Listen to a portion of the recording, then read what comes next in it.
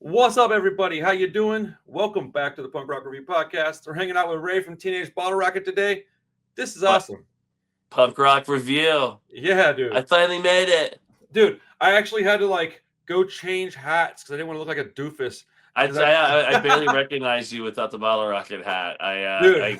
I love how you support the team. Oh, dude. That's how Yeah, you stick out to me. that's I'm like, awesome. I have to make special time for Randall. Yes, dude, that's rad. Yeah, I actually had a hat that I bought like quite a few years ago. It was like the same kind of hat, but it didn't have the name. It was just a logo, but it had a different brim on it, and I have a funny shaped head, bro. I'm a weird old punk rock guy, and like that hat has just been worn. I mean, it's still in my closet, but it is dead. Like I wore that thing to death. But yeah, a lot of people know me as the guy with the Teenage Bottle Rocket hat or the guy with the Rancid tattoo, like one or the other. But that's awesome, dude. How you doing today? Doing great. Yep. Just taking it easy today, enjoying nice weather here in Colorado, and just planning the next rock sesh, which is in Italy this weekend. My band Sack is playing. When are you going to Italy? When is that happening? I leave Thursday, and Sack plays Punk Rock Raduno on Saturday, and I fly home Sunday. Dude, I'm leaving here Thursday morning, going to New York, and flying home Sunday morning as well. For a fest, a little. I say little. It's an amazing lineup of bands. It's on the streets again. Three, bro. It's one of the best lineups I've seen in a long time. Your band Sack, is it just SACK? Yep, and I should say Cody's band. Really, I just play bass. That's awesome. I wasn't aware of that band, but can't be aware of everything. Yeah, we're playing with Marked Men and Ooh, the Kingons and Squirt Gun, some dude, band called Bull Brigade I've never heard of, but are big in Italy. This band that we used to, a lot of bands I'm friends with from Italy. that's awesome. There's a lot of stuff in that part of the world right now that are just like blowing up, man. Like especially there's a lot of Italian stuff from Spain, and stuff from France that are just like kaboom, like blowing up. Yeah, Italy's always had this sort of Screeching Weasel, Leather Jacket, Ramones scene, Hell yeah, bands, and same with Spain. So a lot of bands that have been around for a long time, like Sugas is playing, and this band Tough from Italy is playing, and they're just like sort of part of the mangy's Italian Ben Weasel stuff, that's awesome, screeching weasel stuff. man. It's funny because there's so many genres of music that I love so much that I still feel like I don't know hardly anything about like the depth of the genre. And like Ramones core, like you said, Leather Jacket, rock and roll, 70, 75, like high school rock and roll stuff. I love that music, and there's tons and tons of bands, but there's so many that I don't even know. It's incredible. Yeah, I love hearing new music, and I want someone to show me a band that rules. You know, Rev from Drowns. He hooked me up with a band recently that I was checking out, like that kicks ass. Yeah, What band? I gotta know. I have to look it up on my phone right now. Yeah, Can I do that? I can yeah. do the. I don't know how this works with a phone, honestly.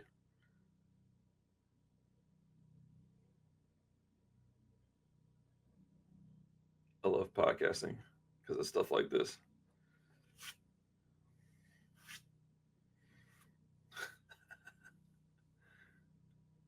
Like off the cuff, like weird stuff happening. It makes it far more interesting to me. When I was first starting this, I used to get like, I don't know if bummed out was the right word. Aha, there he is. Oh, sorry. No, no, it's all right, Did dude. you, you you didn't hear me at all? They're called Vanilla Muffins. Oh, that band's good. Yeah, yeah. Yeah, and I the like them. record's called The Drug is Football, or My Drug is Football, or something like The Only Drug is Football, or anyway. Yeah, there you go. I'm back. I'm back from the dead. what other Back from kind the of dead. what other kind of like genres of punk are you into? Oh, there's I Just don't kind of know. whatever catches your ear, no? Well, I always go by there's two types of music. There's good music and there's bad music. That is true. And then figure it out for yourself, right? Whatever gets you stoked. For 100%. And No, for sure. so, yeah, I'm always I always got my ears open Well, to be I will. blown away. I'll send you a list on an email, like maybe 3 or 4 bands. You tell me if you like any of them, dude. If you do, I'll send you some stuff. So you got a new record coming out next month. It's next month, right? September 12th, I believe. Yeah. Dude, that's awesome. It's been a few years. Are you excited? How's how's that process going? It's going great. We released a video for High Speed Yoga, which is the third single from the record that we released. It's like sort of this path of singles that we're releasing on our way to Ready to Roll coming out September 12th. And everything, I'm here in my basement now, and we recorded 4 of the songs off the new record here in my basement. And we released 2 of those songs, like live basement performances, that to go along with the singles being released. Those are like She's the Shit is the first one, and Postmortem Depression. And High Speed Yoga just came out, and we're just super excited about the new songs. We're super excited about the different things that Pirates Press has done for the band. It's such a cool label to be on.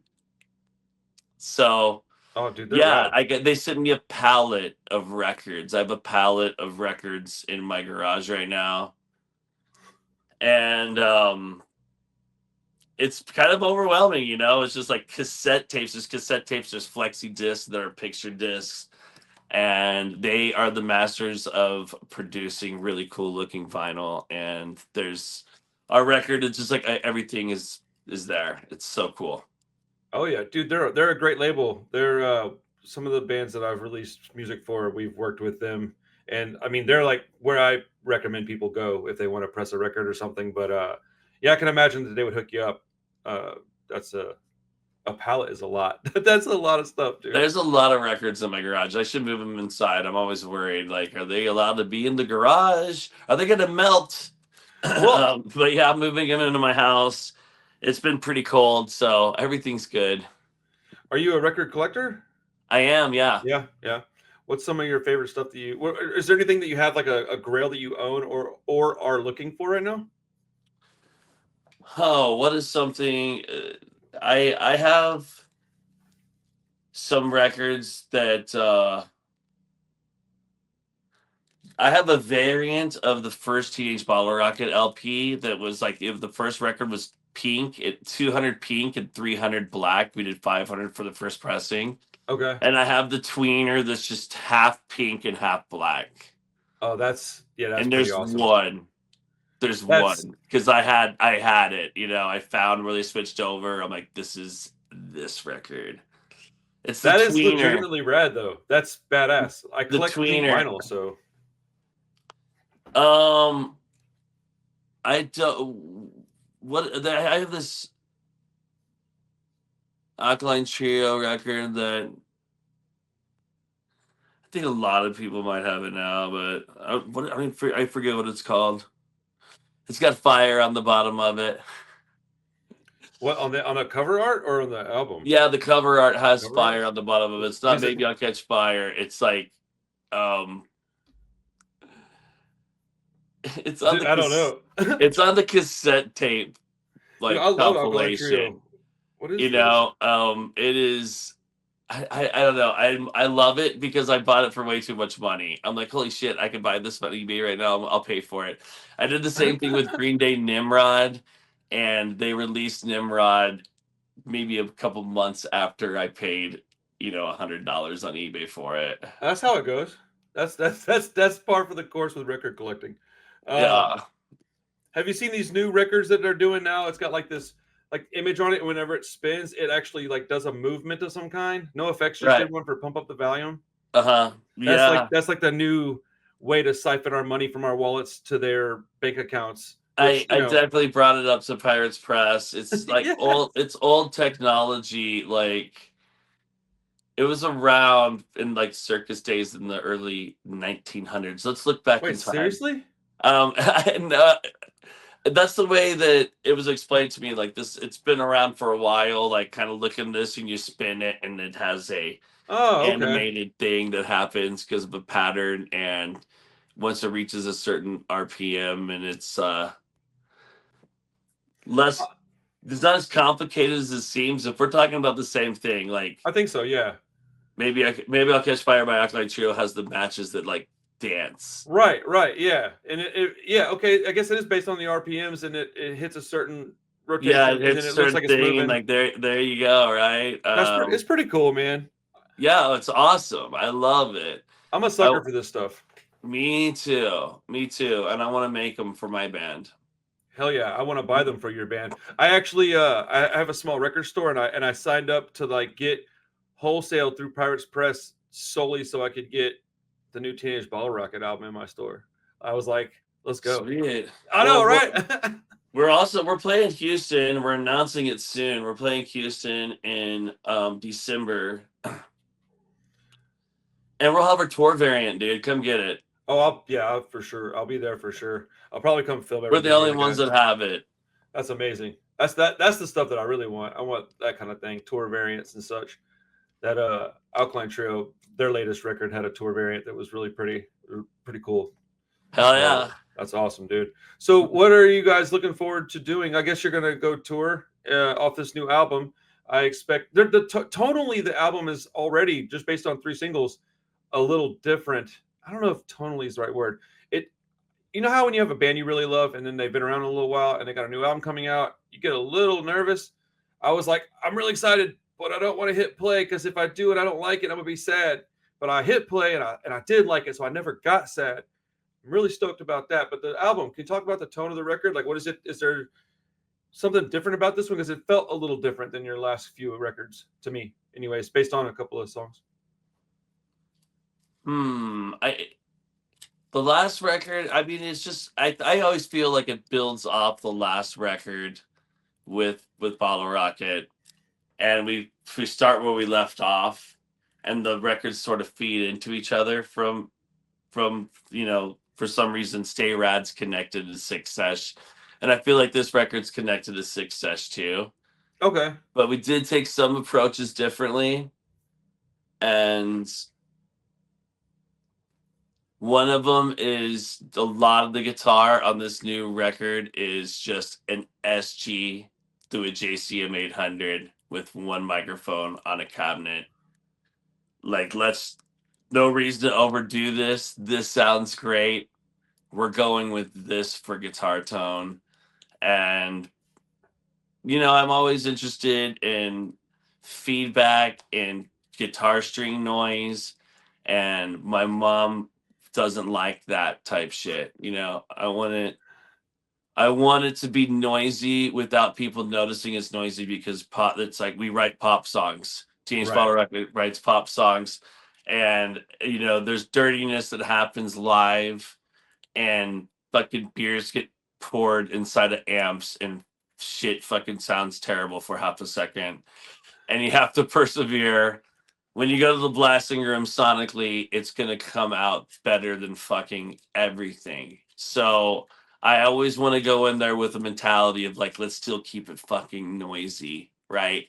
Like I know we can make this sound like Rise Against on the top 40, but like I don't want to press the Rise Against button. Let's keep it fucking the best way to describe it is like let's keep it where my mom doesn't like it. That's exactly what we want. We want it to be. We want I love melody. my mom. I love my Yeah, mom. I don't like my kid Milo's music. Your parents aren't supposed to fucking like your music. that's super accurate. We're not supposed to like my kid. He's a sweet kid, but he listens to stuff that I'm just like, yeah, I guess I'm old now. I don't understand it. I don't get it. I don't want to either. I'm good. Like, but we want some Just some grime with our pop music, though, man. yeah, just like feedback strings, fucking awesome. Like just like let's not forget. Like we we love pop music. We love the Ramones, but we love Fugazi. We love Shellac. We want to explore different tones and also at the same time be honest with ourselves with what we're chasing down, especially with the guitars. You know, Right. like what's this guitar tone doing? We could have every guitar pedal known to man in the studio right now, and 1,000 different mics on 4 different guitar cabinets and 8 different heads. What about this guitar, this 800, and this cabinet, this microphone? AC/DC did it right, didn't they? Kind I of thing. agree. I think they did. Yes, personally. You know, I mean, less is more is real. That's a real thing. Oh, what's up, little dude? Carlo came down here. That face, man. Parker will match you, grumpy for grumpy. Oh, you're faking it. You're faking the funk. You're not really upset right now. He You gets played. a little bashful this one. Oh, it's all right. What's up, dude? I got little kids too, man. My guy's all right. He'll come in here and talk to you about Minecraft or something.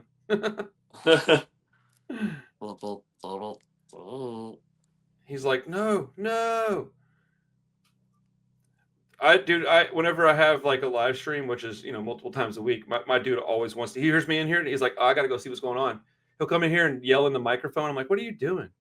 He'll be like, fart, butts. And I'm like, I That mean, yeah, that is such a cool thing to have for your kids. And my kid, it's the same thing. It's just like let's listen to some music loudly and turn the microphones on. yeah. Dance Party USA. Um, yeah, like I'm so stoked you have a microphone available for your kids to scream into. Oh, dude, all my whole Sometimes community knows this guy, man. They all know Parker and my that's dog. great. They know my dog as well. He's in here snoring most of the time. Yeah, he's a chubby little puppy. So, all right, I want to know a little bit about your band, or you personally, honestly. So, when did you get into punk rock music? And you said you're from Katy, so like, what year were you getting into this stuff, and like, how'd that all go down? Okay, so me and Brandon are the youngest of 6, Mm, and my brother Kevin, he skateboarded during like the first era of the Bones Brigade, right? Like he was Steve Caballero, Lance Mountain, Tony Hawk era skateboarder, and we of course were looked up to our older brother who was 7 years older than us. And at that time, there was like DK logos that were popping up on people's grip tape. My brother had a copy of My War by Black Flag on cassette. I knew I saw Your Mommy and Your Mommy's Dead by Suicidal Tendencies. Like I was familiar with a band called the Sex Pistols. I didn't really know any of the songs, but I just knew like stuff that was spray painted around because of skateboarding. And yeah, that was really the beginning of it for me, as far as like you're part of the underground and you don't even know it. right. The DK logo I always saw is like a tabletop, like a bench you would ollie over on a skateboard, not Ha! Yes, DK. dude, that's what it looks like, actually. Ha! Yeah, if you just flip it on its side, it It absolutely was is a on my picnic friend's table. grip tape, and I didn't know what was right. I didn't know it was a G and a K. I didn't know it little was a little G and a dudes, K. little dudes over here being punk rock. He's like, I don't. Yeah, That's and then really I got into Jane's Addiction and Primus, and that was like okay. 7th grade.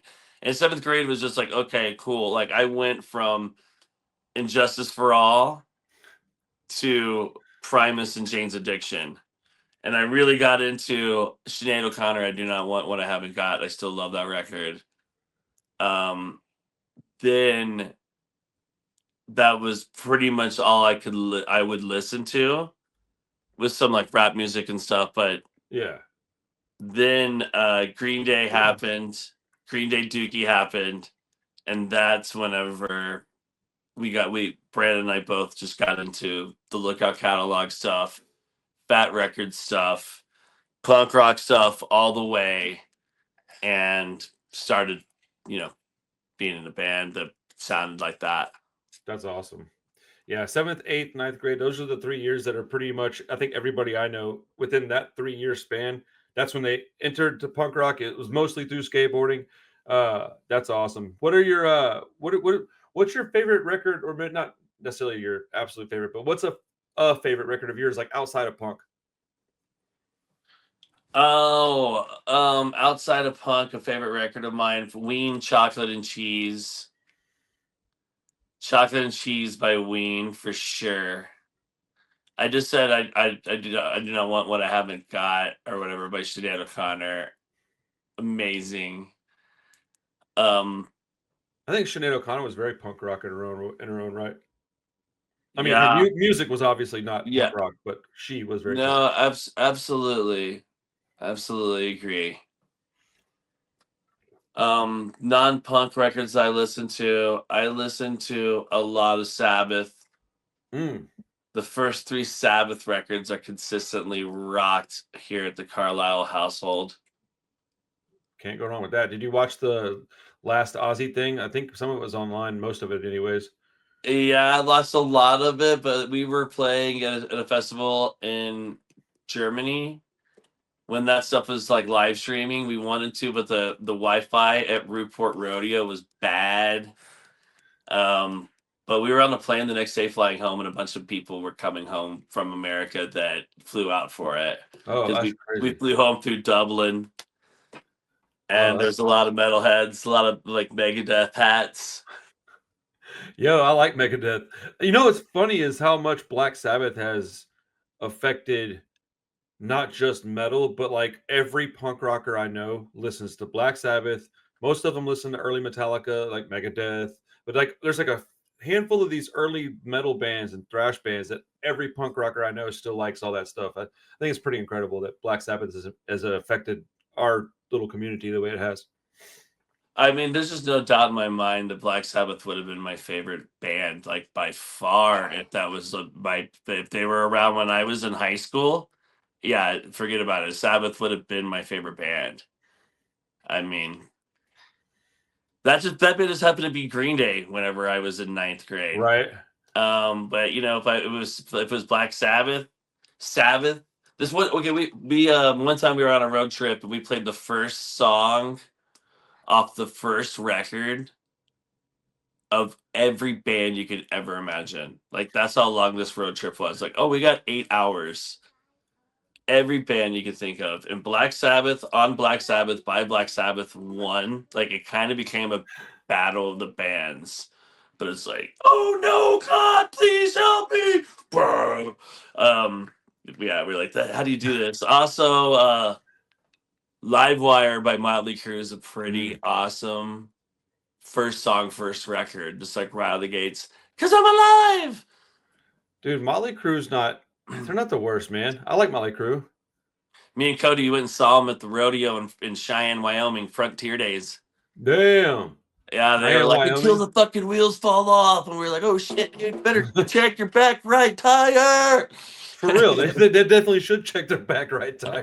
Nick Mars is over there just like, I can't Dude, move. I don't know how bands like that are still alive, dude. I can't believe Guns N' Roses is still around. I can't believe that Motley Crue is still alive. Like, I'm shocked that Ozzy's still sitting in his chair. Like, I'm flabbergasted by that. But hey, you know, you got more money than you know what to do with. You could stay alive. I don't know if healthy is the right word. You can stay alive. Well, there's a lot of people. My wife works in hospice, Mm. and whenever you're talking about deep memories, like lyrics of Black Sabbath songs in Ozzy's mind, those are so tattooed that I mean, some of these old people will surprise you the stuff that they retain that's like really in there. Yeah. Um, I mean, honestly, that doesn't even surprise me. I well, yeah, I think that the Ozzy's lyrics and stuff for those Black Sabbath songs are tattooed to like this not like oh how's he gonna remember songs. I think they live in a totally different space, just like this is like you don't forget your kids' names kind of shit. Right. Oh, it's second nature to those guys. They're not going to forget that stuff. Like he's been performing those songs longer than we've been alive. Like I mean, or at least me. Yeah, Like that. I mean, that's yeah, that's incredible. You the strike me. Oh, sorry. Go ahead. Yeah, there's a lot of incredible people of my wife's work that have done like doctors that have lived like real extraordinary lives, and they just happen to be on their way out or whatever. But I, yeah, sometimes out of the blue, there's this lady that calls my wife Betty, and the lady that calls my wife Betty, she was a doctor, Dr. Pat, and her friend Betty's from like 1969 or something, and she totally looks like my wife, like weird. There's That's pictures awesome. of her, and she's like, Betty, come here, and like treats my wife like her friend from high school or whatever the hell. I don't know how this lady's old. Um, but anyway, that's like a little off the subject, man. There's a lot of records I listen to that I don't consider punk. Like even Fugazi to me is like, is this punk? The instrument soundtrack. It's one of my favorite Fugazi records, and it's just great music. That's all it There's an is. argument for that for Fugazi not really being punk, I guess. I mean, but there, I mean, I don't know. There's Fugazi punk, yeah, I mean, but yes, but like I don't like know. yeah, No, like but let our me be very clear drummer about Chuka that. listens to Dinosaur Jr. I know that some people consider Dinosaur Jr. punk. That's weird to me. It's like, to me, it's kind of like 120 minutes like MTV rock. Yeah, that's how I feel about it too. And let me be very clear. I'm not saying that Fugazi is not punk. Well, I'm gonna get flamed because I'm not taking that out because I'm not being serious about it. But like, but like, look, well, yeah, is Fugazi Instrument a non-punk record? It's hard to say. Like I said, like that's how it's like. There's two types of music. There's good music or there's bad music. There's Black Sabbath and there's Fugazi. well, then there's also like Katy Perry, unfortunately, and Well, okay, let's. I could get rad with Taylor Swift, 1989. I'm I down like with that that record. record. That's a good record. Yeah, I'm cool with that. I'm cool with that record for sure. I love it, but who doesn't? Jeez, it's great. I like some Lady Gaga stuff. Gaga is so good. Dude, she's a rad chick too. Like she's just like a cool person. She's a great singer. She's so gifted. Hair on YouTube on the Howard Stern show. She's just on piano singing Hair. Edge of Glory. She does Edge of Glory too. I love Gaga. My wife loves Gaga. Yes. Yeah, I mess with Lady Gaga, dude, for sure.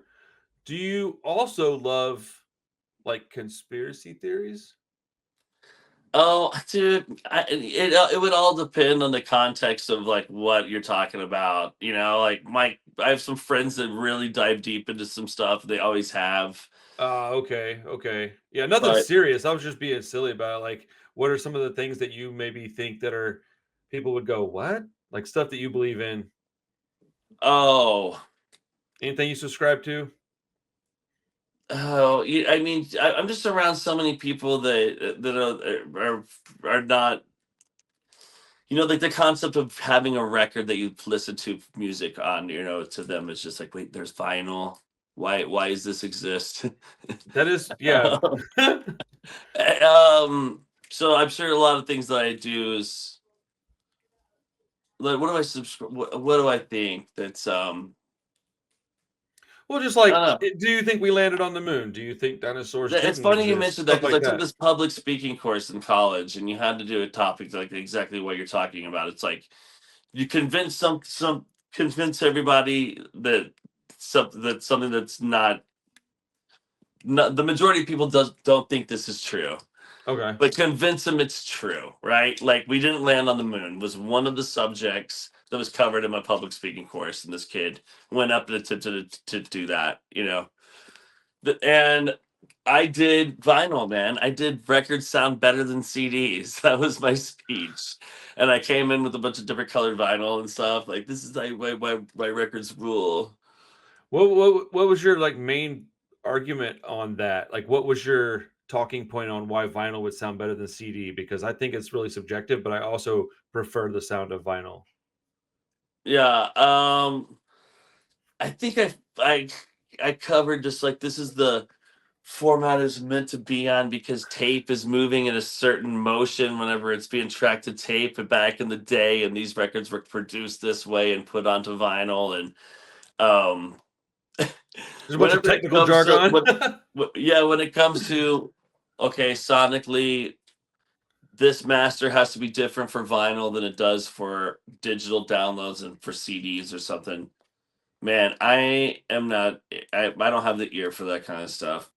Dude, most people don't. They say that they say a bunch of stuff and they don't actually know what they're talking about. It's like you can just like vinyl. You don't have to explain why. Like it's okay to be a fan of the stuff. Yeah, I know whenever something sounds awesome for sure, but I also could like if it sounds terrible, I could be like Well, you have an have ear for that too.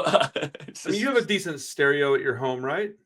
yeah, I do. Yeah. I do. I'm That's where it all grateful. starts. Yep.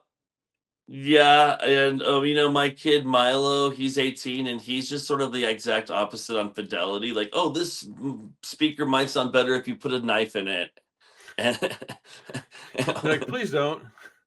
yeah, or just like, okay, let's turn everything to 12. Oh, dude. The kids, I mean, kids just want loud, like abrasive, what fill in the blank, like loud, abrasive, whatever it is they're into. Like, I don't think that they understand taking the highs and the lows, the extremities of those things, and like reducing it so that it can play on vinyl, so that it doesn't vibrate your record. It's just a bunch of shit they don't care about. So Bottle Rocket, when we go to Guitar Center, and if we are being ourselves, we take a picture of ourselves with the most ridiculous guitars available at Guitar Center, but we also put a lot of amps all the way to 11 on every knob. We just jack everything to 11, and we try to do it in one karate chop. Sweet! And we did it this one day, and this kid came and he plugged in his guitar and turned on the amp. Like, dude, just worse than a smoke alarm going off in the store. Oh man, we were leaving and we heard it work and destroyed this person. Oh man, that's fun though. it's the best thing that ever happens to me at Guitar Center. We punked him, mate. We punked him. Dude, I was at I just thought of the same kind of sound. I was at a Walgreens once, and this gentleman got out of his car, and I just leaned out the window, and his back was to me, and I just got about 12, 14 inches from him and hit him with an air horn. Dude, he jumped like in the air. Then he turned around and started cursing me out and yelling at me and threatening me, and I couldn't quit laughing, and that made him more mad. Yeah, dude, scaring the shit out of people with sound is fun. Like it's a good time. Yeah, this guy set the air horn off on himself. He did it to himself. I just left the amp the way that my settings usually are set. Right. Well, I And mean, check your settings. Yeah, before you press go, you got to make sure you know what gear you're in before you start the car. Dude. I can't imagine some 12-year-old kid, poor bastard, goes up with a guitar like, Mom, I want this one. Mom's like, nah, bro. It cooked them for sure. I would say 15. I'm sorry, dude. Like, that's awesome. Yeah, we had already jacked every single one to 11. Every knob in the store had just been karate chopped to 11. That's awesome. Yeah, I would imagine if I was at a Guitar Center and I watched you guys walk in and I knew who I was looking at, I'd be like, hey, man, pay attention to those dudes. They're up to something. Like, they're taking pictures with wacky guitars. They're touching a lot of stuff. Something's going to go haywire when they leave. We're usually in a good mood at Guitar Center. And usually the staffs are cool. Usually staff are cool, for sure. They know what we're doing when we're grabbing ridiculous guitars that look ridiculous and we're taking pictures with them. Staff supports us. Everybody at Guitar Center seems to be, at least in my experiences, I've only been to ones in Houston, of course, but like, they're all like dudes that want to play music. They're pretty similar to us. And they just want They're just normal people. It's like, turn that shit off. Can you imagine having to listen to people play terrible guitar and terrible drums all day? Yeah, I wouldn't work there, dude. No way. Yeah. If you want to be involved with the music industry, especially running sound, you can maybe make some connections. That's actually a good point. Especially down in Houston, you could probably run sound for a church. There's tons of them. Yeah, a lot of PA systems. Yes. A lot of really amazing PA systems, I'm sure, the church systems down in Houston. Dude, I don't go to those churches, dude, so I don't actually know, man, but I can imagine.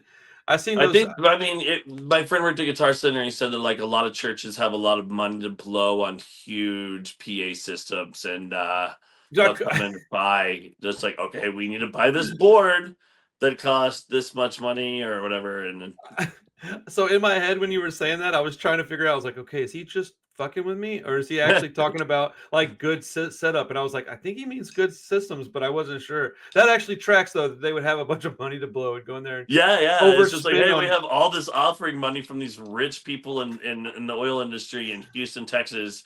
Our church is bigger than Walmart. We need to buy a $700,000 soundboard. That doesn't sound too outlandish. They're either gonna have like a 17-year-old high school kid working on it, or like a 78-year-old retiree. Oh man. Anyway, yeah. I don't know. Yeah, my kid, as far as fidelity goes, and vinyl sounding better. I mean, I think it's pretty true, but it's very subjective, man. People like what they like. Yeah, I mean, I listen to a lot of music in my car, and you can't listen to a record in the car. No, you cannot, dude. Listening to your music in the car, like whenever I go do I'm listening to a demo somebody sends me or whatever. Listening to my car is only like one third of that because it sounds a lot different in your car than it will at your house on a stereo or in a good pair of headphones, for sure. Yeah, man. I like our new record. Here, I can get my hands pretty good. Yeah, no worries. Here is the Flexi. Let's go, dude. That artwork's rad too. Yeah.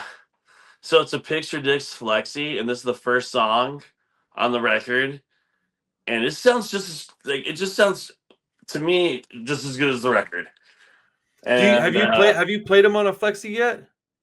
Yeah, man, I ripped this thing upstairs, and it just sounds awesome. That's cool. It sounds awesome. That would be a hard speech for college. Flexi sound just as good as LPs.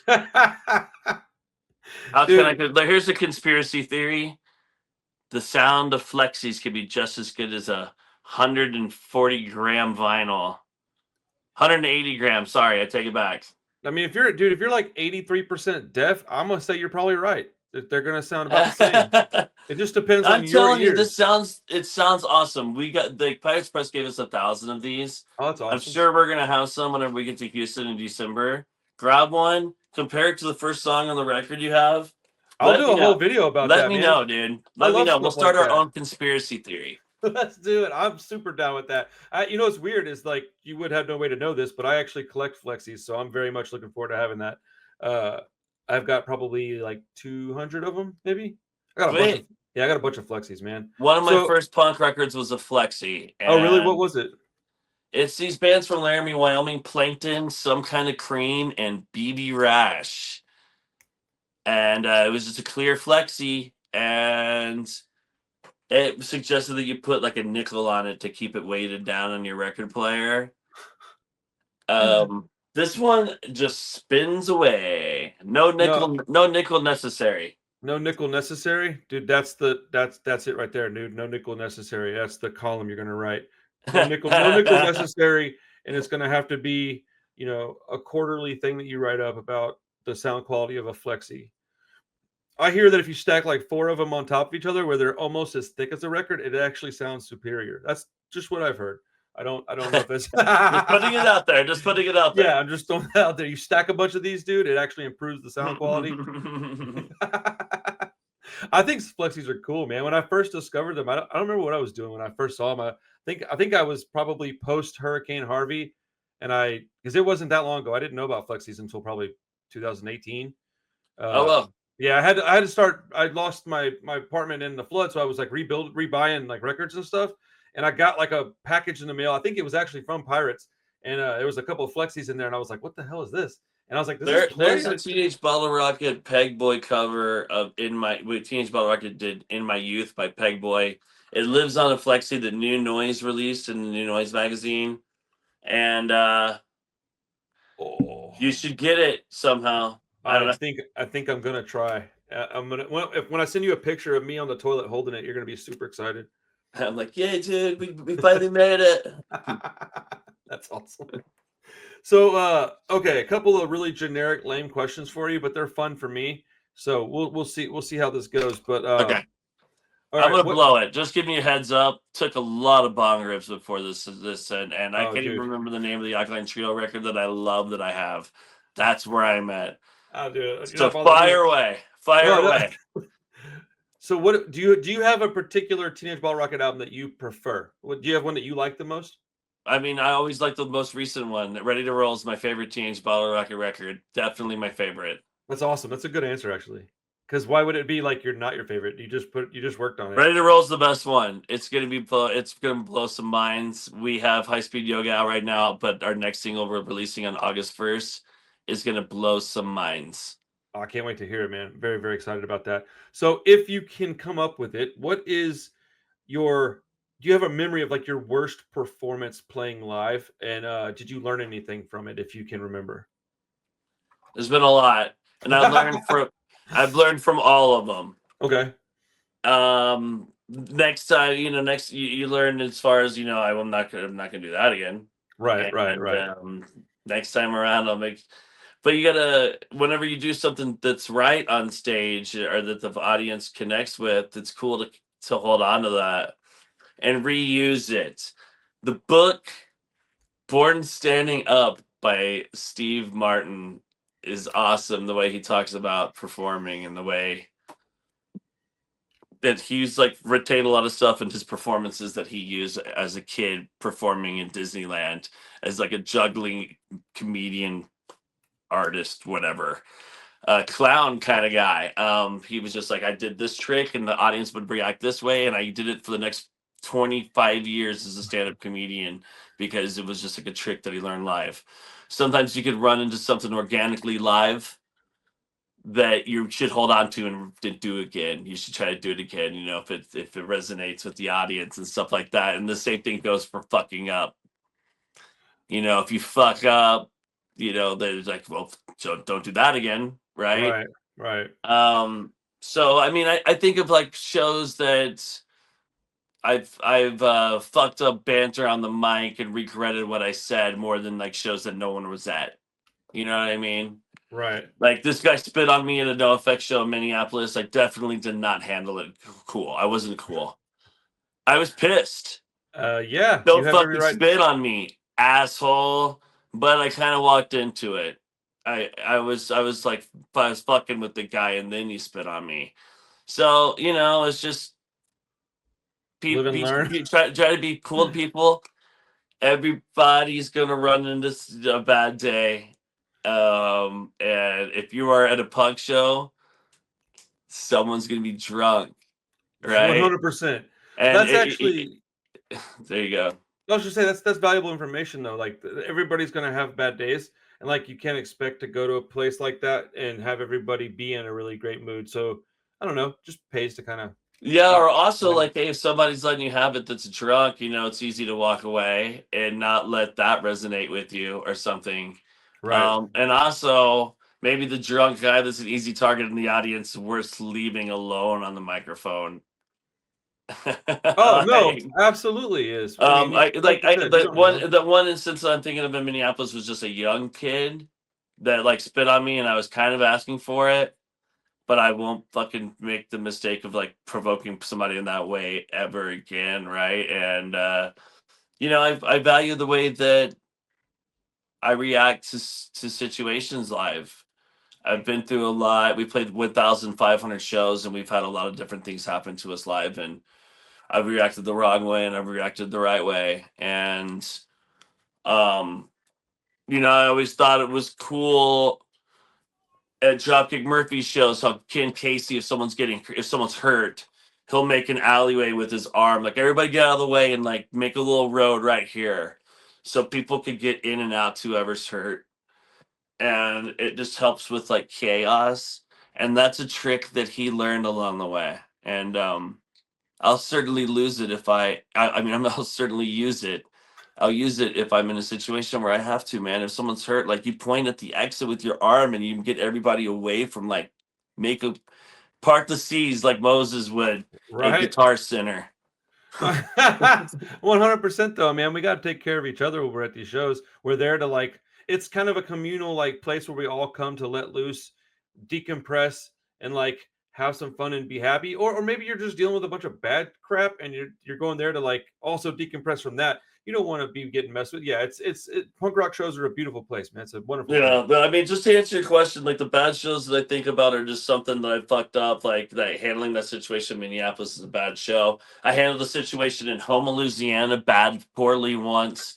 Started some shit. This guy got a microphone and threw it in my face. I kind of fucking asked for it. Um, just uh,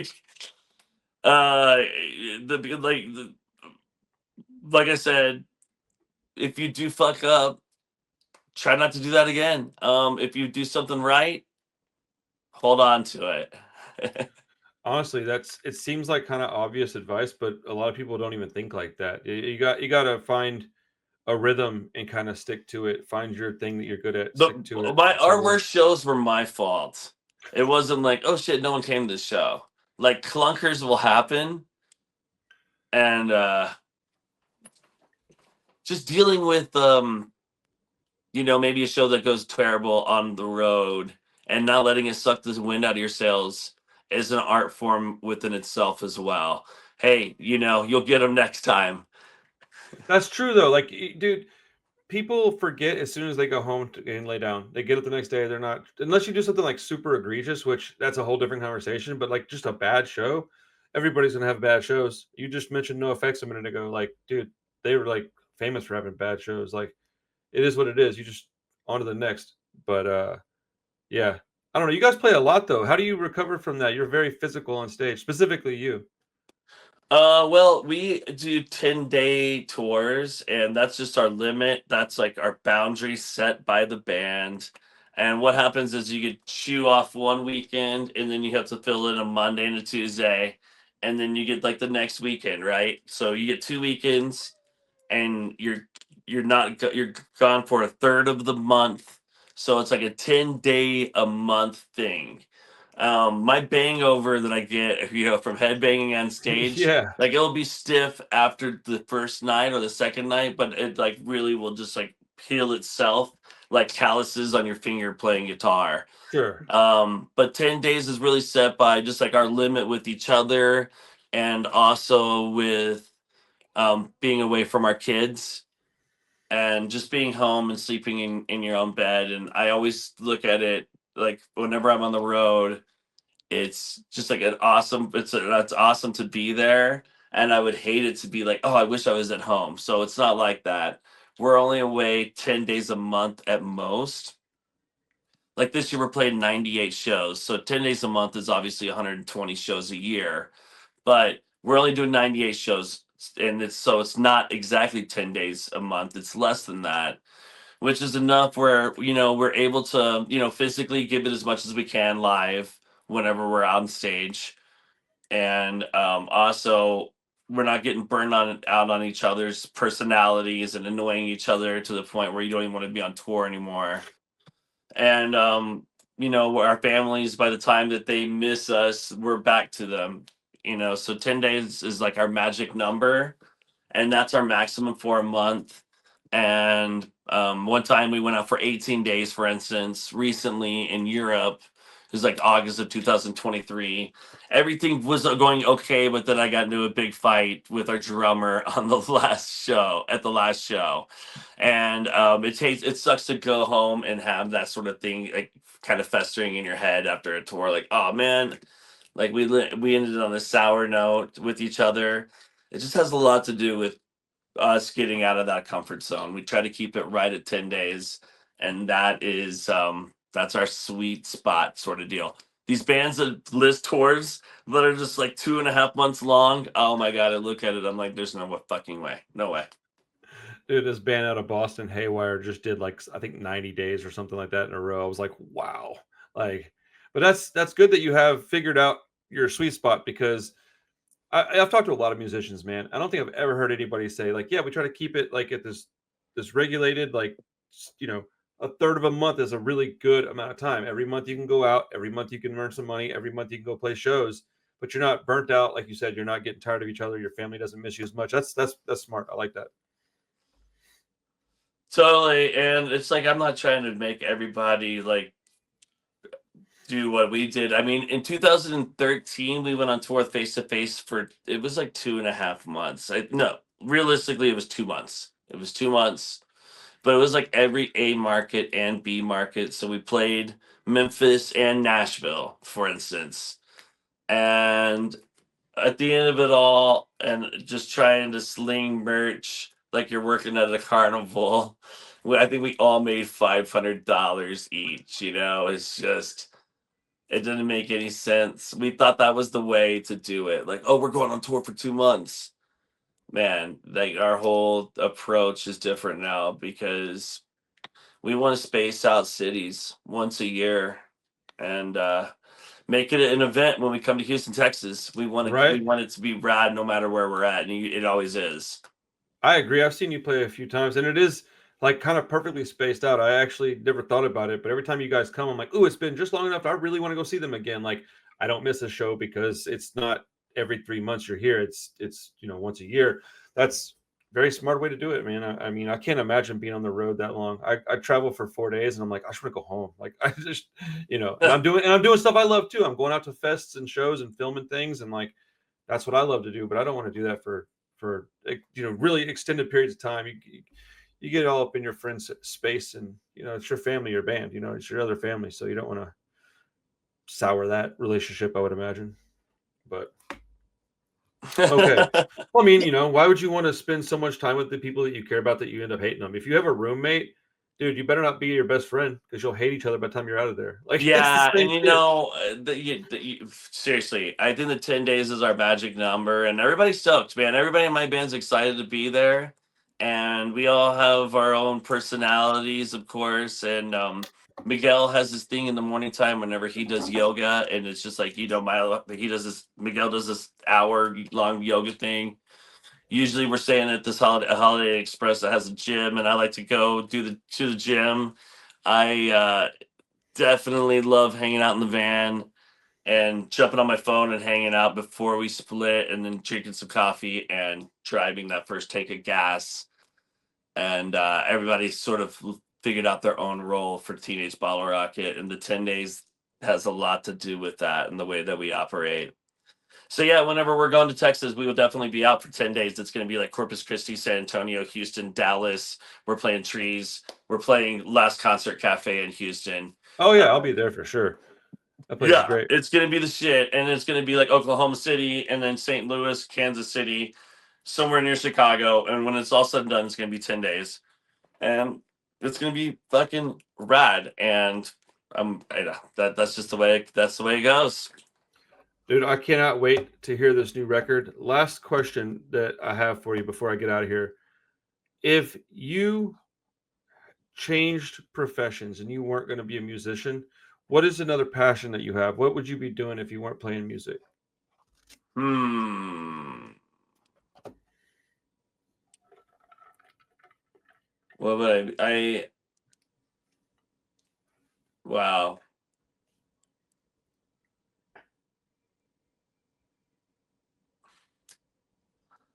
I cutting hair would be cool. I wish I could give myself a haircut. My friend's going to barber school. That's something I could get into. I'm sure some people's heads would freak me out though. Like, oh shit, let's cut this guy's hair. Fuck. um, That's an uh, awesome answer, actually. yeah, I just like everything that you do in rock and roll that's not band. I would love to do some sort of management thing. I would love to give advice to bands that think they know what they're doing, but I could tell them like to do it differently, and they listen to me. Is that a job? Like, Shoot, it hey, should be. I'll If it's make dude, your if it's not, it should band. be. That should definitely be a job. That's Oh, awesome. I don't know. Running sound is definitely something that's interested me for a long time, and I would I would look into that. I worked at Taco John's for a long time. I really enjoy working at Taco John's. I can maybe go back to that. Um, there's options. There's options, man. If my Look, band, I have. I I just mean I like, put it all on Teenage Bottle Rocket, man. I'm fucked. no, that's cutting hair is the best answer that I've had in probably the last 20 people that I've asked that question because, well, for a long time, like if I hadn't have been so severely addicted to drugs, I would be a barber right now. But I couldn't hack it because I couldn't get sober. It took having a child to like really change my life around, you know. But I just thought that was a really great answer because I honestly was going to do that. And then one of my close friends actually does own a barber shop. So like you said that, and I was like, dude, that's awesome. I feel that, dude. Cutting hair is great. You get to talk to people. You get to create stuff. You make people's day better. Like was that is kind of like rock and roll, you know. Yeah, I could get them into my band. Like, Right? You can start it. You can yeah, start I'm like cutting hair. Like, hey, check out my band. Like, just listen to Freak Out. you could literally This just is start my a band. barbershop quartet. Oh man. Just a bunch of vocalists singing pop punk melodies with your snapping your fingers with a little straw hat on, bro. You get there, man. Well, man, I love your show. I'm Thank glad. you. I'm Thank you. stoked to be here. I'm glad you had me on board. I love the Yeah. topics. I love what you talk about. I like your hat. I like your Teenage Bottle Rocket hat. I Let's love go. it. Dude, Heaps. I Heaps. freaking love this hat. I wear it every day. The Literally. Punk Rock Review, man. Hell yeah. I Thank you, follow. Ray. I'm a follower.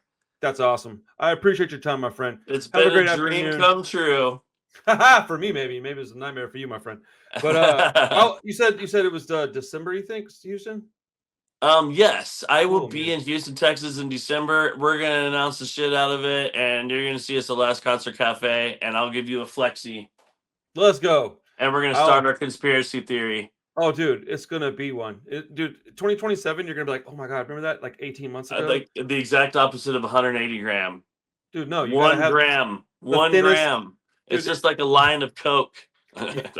you need your needle to go right through the fucking bottom of it, dude. That's another analogy of drugs.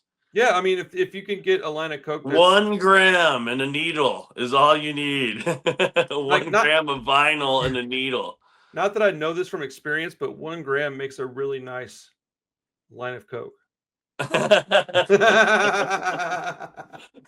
All right, brother. Thank you so much for your time, man. I'll talk to you soon. Thanks for having me. All right, later, Ray. Late.